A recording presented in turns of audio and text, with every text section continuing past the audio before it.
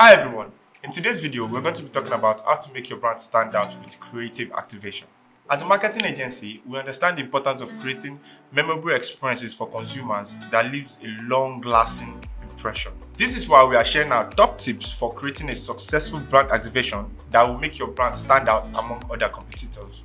First, to create a successful activation, you have to understand your audience and tailor the experience to their interest.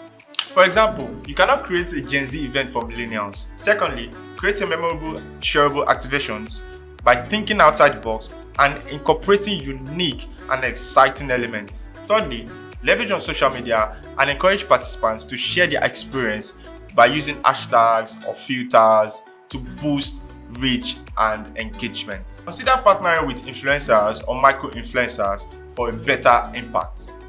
Finally, don't forget to measure and track the success of your activations. Set clear goals and KPIs before the activation and use data analytics to measure its impact and ROI.